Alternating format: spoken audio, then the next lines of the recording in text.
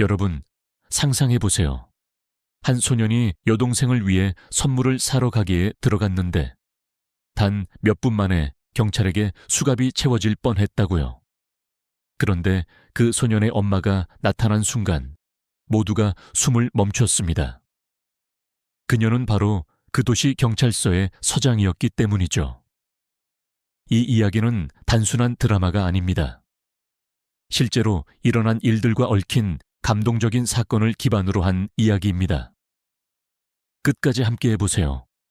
여러분의 마음을 뒤흔들 충격적인 진실이 기다리고 있습니다. 리버튼이라는 평화로운 교회 마을에서 따뜻한 토요일 오후가 흐르고 있었다. 공원에서는 가족들이 산책을 즐기고 아이들은 그네를 향해 웃으며 뛰어가며 이웃들은 농산물 시장으로 향하며 서로에게 정중한 인사를 건넸다. 햇빛은 마을 전체를 황금빛으로 물들이며 그림 같은 풍경을 만들어냈다. 그러나 19세 소년 김민수에게 이날은 단순한 주말 이상의 의미를 가지고 있었다. 그의 목표는 단 하나, 여동생 김하영을 위한 완벽한 생일 선물을 사는 것이었다. 민수는 몇 달 동안 리버튼의 작은 카페 파크커피에서 아르바이트를 하며 팁과 월급을 꼼꼼히 모아왔다. 그는 마침내 하영이 좋아할 만한 선물을 찾았다. 바로 벨몬트 주얼리라는 고급 보석 가게에 진열된 은빛 매력 팔찌였다. 민수는 그 가게 앞을 지나며 유리창에 코를 대고 팔찌를 바라보며 하영의 눈이 반짝일 모습을 상상하곤 했다. 오늘은 그 꿈을 이루는 날이었다. 주머니 속 지갑을 만지며 안심한 그는 자신감 있게 가게를 향해 걸어갔다. 1시 30분. 민수는 후드티를 입고 있었지만 단정하게 다린 셔츠가 드러나도록 지퍼를 열어둔 상태였다. 그는 후드티를 입은 젊은 남성이 특정 사람들에게 어떤 반응을 불러일으킬지 잘 알고 있었다. 잠시 망설였지만 그는 고개를 흔들며 생각을 떨쳐냈다. 오늘은 아니야. 그냥 들어가서 팔찌를 사고 나오면 돼. 깊은 숨을 들이쉬며 그는 무거운 유리문을 열었다. 문이 열리자 부드러운 종소리가 가게 안을 울렸다. 벨몬트 주얼리 내부는 민수가 예상했던 그대로였다. 반짝이는 유리 진열장, 벨벳으로 덮인 선반, 그리고 밝은 조명 아래 빛나는 금과 은 보석들.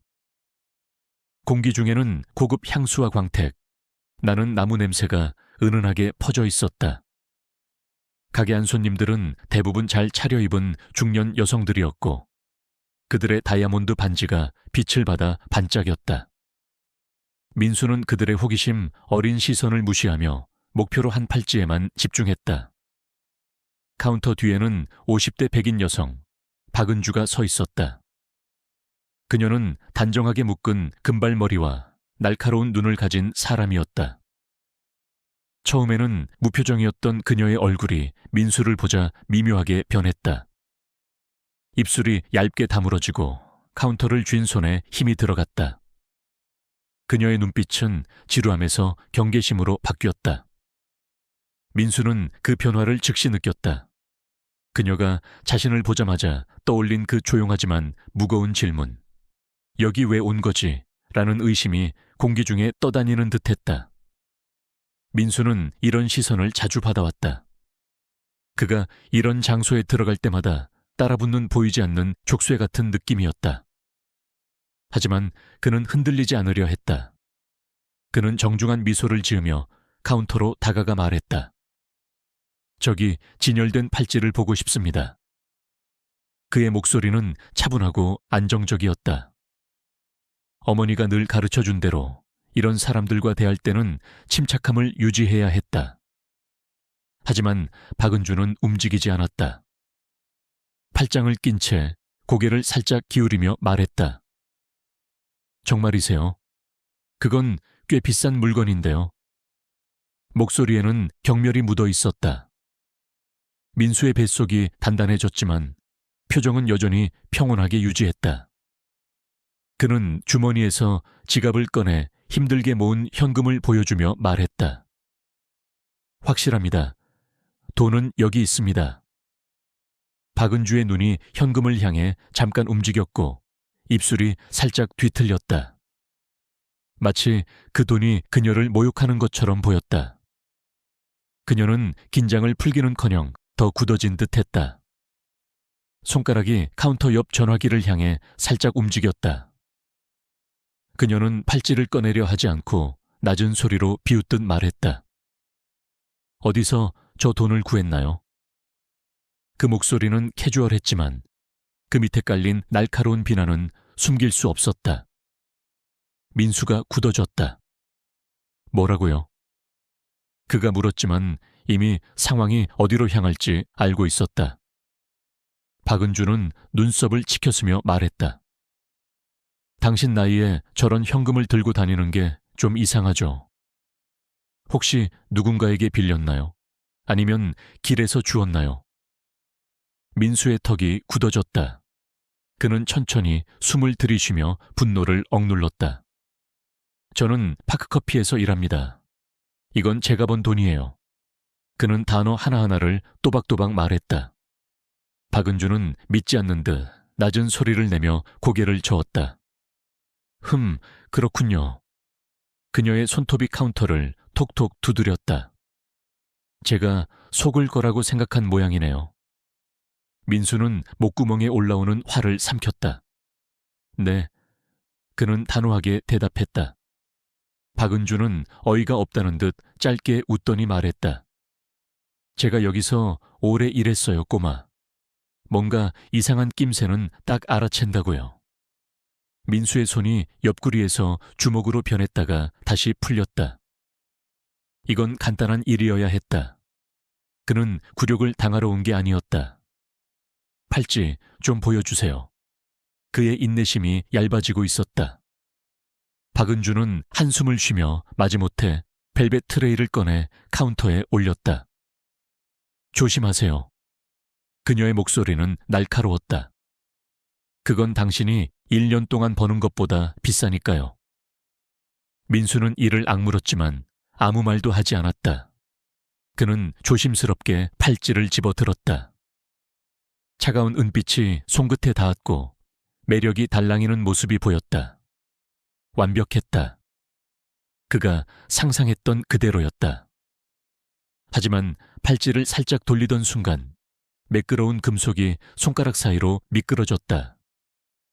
팔찌가 유리 카운터에 부딪히며 딸랑 소리를 내더니 바닥으로 떨어졌다.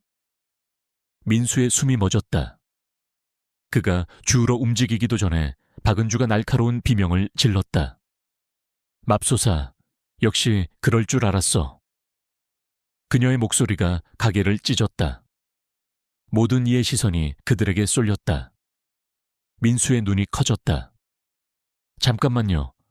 박은주는 손가락으로 그를 가리키며 분노로 일그러진 얼굴로 소리쳤다.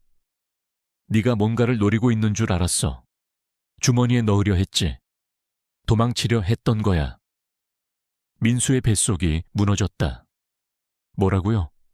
아니에요, 저는. 박은주는 전화기를 향해 달려들며 미친 듯이 번호를 눌렀다. 지금 경찰 불러요. 여기 도둑이 있어요. 후드티 입은 젊은 남자, 가게 물건을 훔치려 했어요. 민수는 얼어붙었다. 그녀의 말이 그를 기차처럼 덮쳤다. 방 안은 조용해졌지만 공기는 무거운 판단과 의심, 두려움으로 가득 찼다. 멀리서 사이렌 소리가 들려왔다.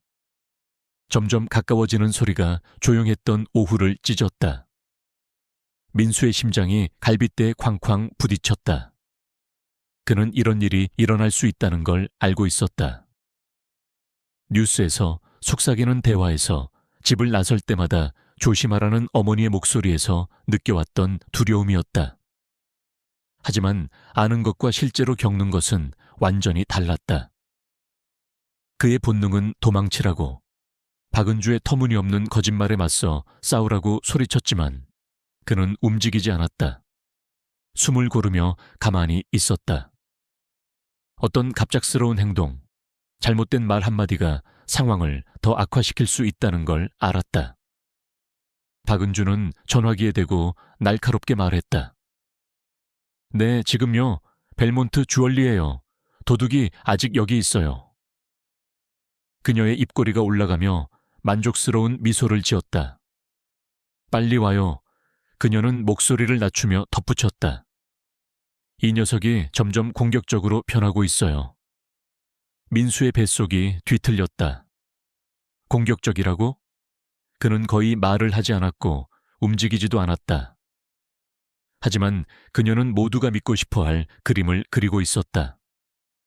손님들이 뒤로 물러서며 그를 바라봤다. 어떤 여자는 가방을 더 꽉 쥐었고 나이든 남자는 고개를 저으며 이미 예상했던 사실이 확인된 듯한 표정을 지었다. 민수는 떨리는 숨을 내쉬며 박은주를 똑바로 쳐다봤다. 저는 아무것도 훔치지 않았어요. 당신도 그걸 알아요. 박은주는 코웃음을 치며 팔짱을 꼈다. 지금 와서 순진한 척하지 마. 내가 등을 돌리면 훔치려고 했던 거지. 내가 다 알아. 그녀의 눈이 그의 후드티와 청바지, 운동화를 훑었다. 여기 들어와서 어울리는 척했지만 너 같은 애들은 민수의 피가 끓었다. 너 같은 애들이라는 말은 그의 입안에서 쓰라렸다. 그가 무슨 뜻인지 묻지 않아도 알았다. 박은주는 어깨를 으쓱이며 말했다. 뭐야, 지금 화내는 거야. 난 그냥 사실을 말하는 거야. 이런 가게는 매일 도둑을 상대한다고. 누가 문제인지 굳이 추측할 필요도 없지. 민수는 차갑고 날카로운 무언가가 가슴속에서 터지는 걸 느꼈다. 소리치고 싶었다. 그녀가 얼마나 잘못됐는지, 얼마나 혐오스러운지 말하고 싶었다. 하지만 말이 목구멍에서 막혔다. 아무 소용없을 터였다. 갑자기 유리문이 열리며 2명의 제복을 입은 경찰이 들어왔다. 방 안 분위기가 순식간에 팽팽해졌다.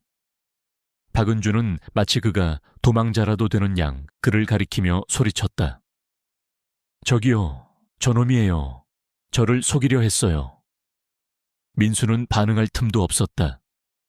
키 크고 회색 머리의 경찰, 최병철 경사가 손에 수갑을 들고 다가왔다. 손을 보이게 하세요.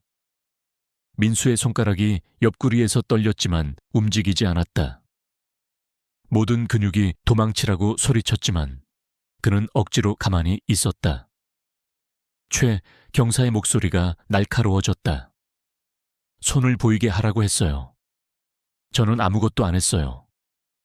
민수의 목소리는 그가 느끼는 것보다 더 안정적이었다. 박은주는 과장된 한숨을 내뱉었다. 지금 제가 저를 속였다고 주장하는 거예요. 제가 저를... 그녀는 바닥에 떨어진 팔찌를 가리키며 격앙된 목소리로 말했다. 저걸 주머니에 넣으려 했어요.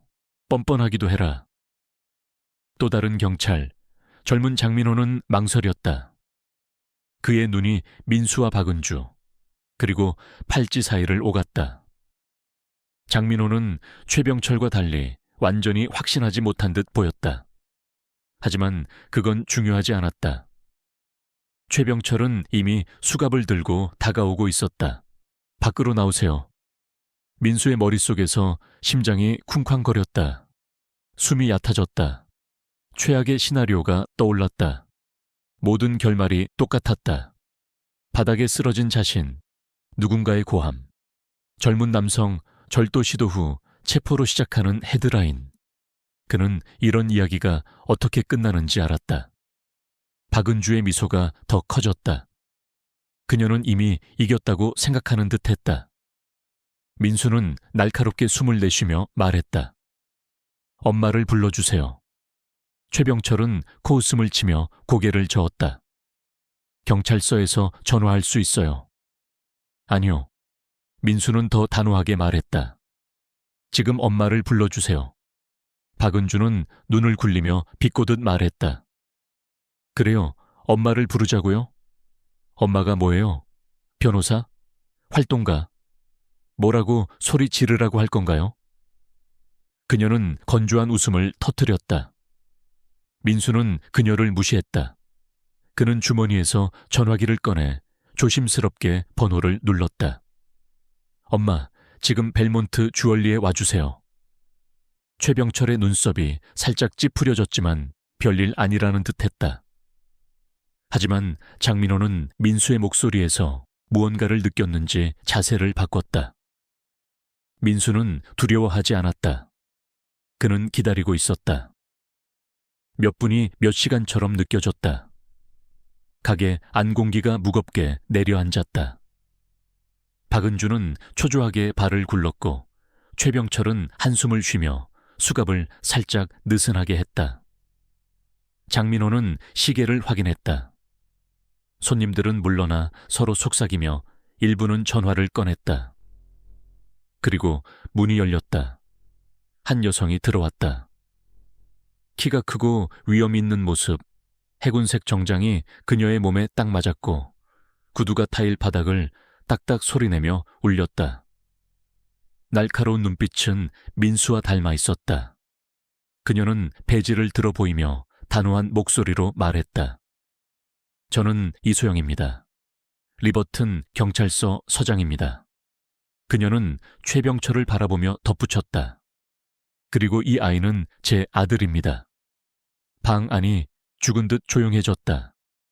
긴장감이 모두를 짓눌렀다. 최병철이 먼저 굳어졌고 수갑을 쥔 손이 흔들렸다. 장민호는 날카롭게 숨을 내쉬며 다음 행동을 신중히 계산하는 듯했다. 하지만 박은주는 가장 격렬하게 반응했다. 그녀의 얼굴이 일그러졌고 미소가 사라지며 충격과 분노, 절망이 뒤섞였다. 그녀는 눈을 깜빡이며 자신이 잘못 들은 게 아니길 바라는 듯했다. 이소영은 박은주를 쳐다보지도 않았다. 그녀의 시선은 최병철에게 고정되었다. 경사님, 제 아들이 여기 왜 둘러싸여 있고 질문 하나 없이 수갑을 채우려 하는 이유를 설명해 주시겠습니까? 최병철은 발을 옮기며 턱을 굳혔다. 수갑을 천천히 내렸지만 완전히 놓지는 않았다. 우리는 절도 신고를 받고 왔습니다. 그에 따라 대응한 겁니다. 이소영은 고개를 살짝 기울이며 눈을 좁혔다. 그에 따라 대응했다고요? 그럼 젊은 남성을 보고 바로 유죄로 판단한 게 그에 따른 대응이라는 건가요? 최병철이 발끈했다. 그렇게 된 게 아닙니다. 정말요? 이소영은 차갑게 말했다. 제 눈에는 그렇게 보이는데요. 박은주는 목소리를 되찾으며 소리쳤다. 내가 전화했어요. 저놈이 절 훔치려 했기 때문이에요. 팔찌를 떨어뜨리고 가져가려 했어요. 제가 막았죠. 이소영은 천천히 숨을 내쉬며 처음으로 민수를 바라봤다. 그는 움직이지 않았다. 말도 하지 않았다. 설명하려 하지도 않았다. 그의 눈빛이 모든 걸 말해줬다. 억제된 분노, 피로, 그리고 도시 최고 경찰 간부의 아들임에도 불구하고 용의자로만 보였다는 사실. 그녀는 다시 최병철에게 말했다. 보안 카메라 확인했나요? 최병철은 망설였다. 지금 하려던 참입니다. 아니요, 아니었죠. 이소영은 매끄럽게 끊었다. 당신은 증거도 보지 않고 제 아들을 체포하려 했어요. 일을 제대로 하지 않은 거죠. 장민호는 목을 삼키며 최병철과 이소영 사이를 봤다. 그의 망설임이 이제 명확해졌다. 박은주는 믿을 수 없다는 듯 말했다. 뭐라고요? 내가 말했잖아요. 당신들이 그녀 말만 들을 건가요? 그녀는 이소영과 민수를 가리키며 목소리에 경멸이 묻어났다. 이소영은 마침내 박은주에게 시선을 돌렸다. 그 순간 그녀의 조용한 강렬함이 박은주를 침묵시켰다. 박은주의 반항이 모래처럼 손가락 사이로 흘러내렸다. 박은주 씨. 이소영의 목소리는 차분했지만 강철처럼 날카로웠다. 당신 앞에 있는 건 여동생을 위해 팔찌를 사러 온 소년이에요. 힘들게 번 돈으로 당신 가게를 지원하려 했던 아이죠. 그런데 당신은 그가 말하기도 전에 도둑으로 낙인 찍었어요. 그가 여기 있을 자격이 없다고 결정했기 때문이죠. 그녀는 말을 멈추며 그 말이 박은주의 목을 조이게 했다. 그러니 보안 영상이 당신 말대로 나오는 게 좋을 겁니다. 그렇지 않다면 당신이 한 모든 말에 대해 책임져야 할 테니까요. 박은주는 목을 삼키며 자신감이 무너졌다. 최병철은 목을 가다듬으며 말했다. 카메라를 확인합시다. 가게 매니저가 얼어붙은 채로 뒷방으로 가 영상을 가져왔다. 작은 화면에 민수가 가게에 들어오고 박은주와 말하고 돈을 보여주고 팔찌가 떨어지는 장면이 모두 나왔다. 도둑질은 없었다. 범죄도 없었다. 침묵이 방을 채웠다.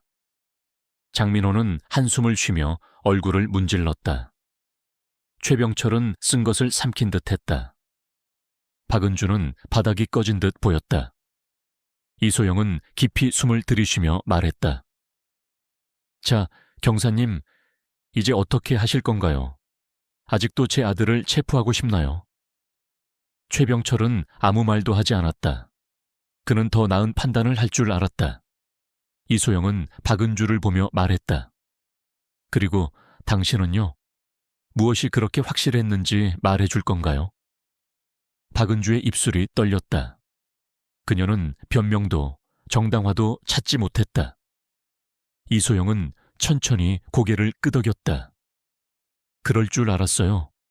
최병철은 목을 가다듬으며 말했다. 서장님, 여기서 끝난 것 같습니다.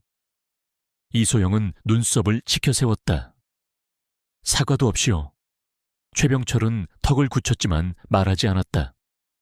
이소영은 민수에게 말했다. 가자, 아들. 민수는 처음에는 움직이지 않았다. 박은주와 최병철, 그리고 방금 일어난 일에 자네를 바라봤다. 그는 안도감이나 승리를 느껴야 했지만 피로만 느껴졌다. 이런 싸움에서 이겨도 전쟁은 끝나지 않았다. 그는 날카롭게 숨을 내쉬며 말했다. 저는 팔찌를 사려 했을 뿐이에요.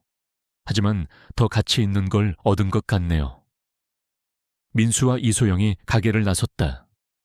문이 닫히며 긴장이 남았다. 승리의 순간이어야 했지만 민수의 가슴은 여전히 무거웠다. 손이 주먹으로 굳어 있었다. 어머니는 단호하게 걸었고 그녀의 분노가 파도처럼 느껴졌다. 차에 도착했을 때 이소영이 그를 보며 말했다. 괜찮니? 그녀의 목소리에는 깊은 피로가 묻어 있었다. 민수는 가게를 돌아보며 말했다. 모르겠어요.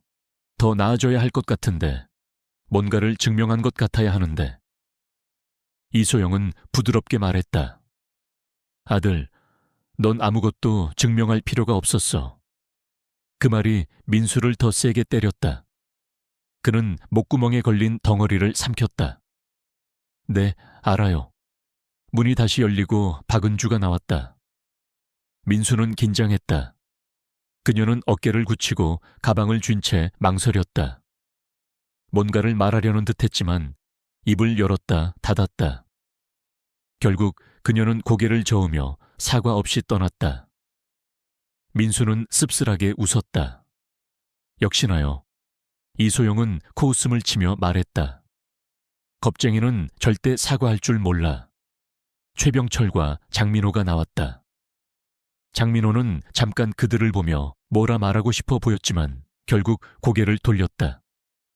최병철은 뻣뻣하게 고개만 끄덕이고 떠났다. 민수는 천천히 숨을 내쉬었다. 이게 끝인가요? 이소영은 말했다. 지금은. 민수는 차에 앉아 말했다. 저는 팔찌를 사려 했을 뿐인데. 이소영은 그의 어깨를 잡으며 말했다. 알아, 아들. 차 문이 닫히며 그는 숨을 내쉬었다. 정의는 실현됐지만 싸움은 끝나지 않았다. 이소영은 전화를 꺼내 말했다. 최유리, 보도자료 준비해. 벨몬트 주얼리 사건에 대한 조사와 최병철에 대한 내부 검토를 시작해. 인종차별과 긴급서비스 오용에 대한 공식 성명도 내고 오늘 무슨 일이 있었는지 언론이 알게 해. 민수는 놀라며 말했다. 진짜로 하시게요. 이소영은 그를 보며 말했다. 이걸 그냥 넘길 거라 생각했어. 민수는 안도와 믿기지 않음 사이에서 숨을 내쉬었다. 이건 달랐다. 싸움이 끝나는 게 아니라 계속되는 느낌이었다. 며칠 후 벨몬트 주얼리는 뉴스에 도배됐다. 소셜미디어는 분노로 들끓었고 가게 리뷰는 1점으로 가득 찼다. 박은주는 무기한 휴가에 들어갔지만 사실상 해고된 것이라는 소문이 돌았다. 최병철에 대한 조사가 시작됐고 그의 바디캠 영상이 공개되며 그가 증거 없이 민수를 체포하려 했던 것이 드러났다. 민수는 휴대폰으로 기사를 스크롤하며 생각했다. 승리해야 할 순간이었지만 만약 어머니가 그런 사람이 아니었다면, 카메라가 없었다면, 장민호가 망설이지 않았다면 그의 이야기는 어떻게 됐을까? 그의 생각은 하영의 목소리로 끊겼다.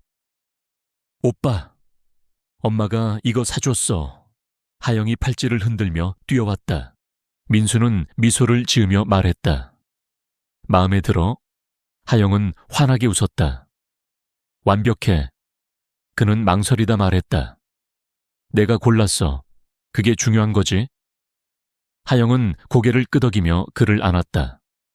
그는 숨을 내쉬었다. 완벽한 결말은 아니었지만 지금은 이걸로 충분했다. 여기서 실제 이야기를 추가하자면 2020년 미국에서 한 흑인 청년이 스타벅스에서 경찰에 신고당한 사건이 떠오른다. 그는 친구를 기다리던 중이었지만 매니저가 그를 의심해 경찰을 불렀다. 영상이 퍼지며 논란이 됐고 스타벅스는 사과와 함께 직원 교육을 약속했다. 민수의 이야기와 비슷하게 정의는 찾아왔지만 완전한 해결은 아니었다. 24시 30분. 또 다른 사례로 2018년 한국에서 한 외국인 노동자가 식당에서 부당한 대우를 받은 사건이 있다. 그는 음식을 주문했지만 주인이 그를 무시하고 경찰을 불렀다. 다행히 목격자가 촬영한 영상이 온라인에 퍼졌고 결국 사과를 받았다. 이런 사건들은 민수의 경험과 맞닿아 있다. 정의는 때로 느리고 사과는 드물다. 이 이야기는 단순한 허구가 아니다. 매일 어딘가에서 반복되는 현실을 반영한다. 여러분은 어떻게 생각하나요?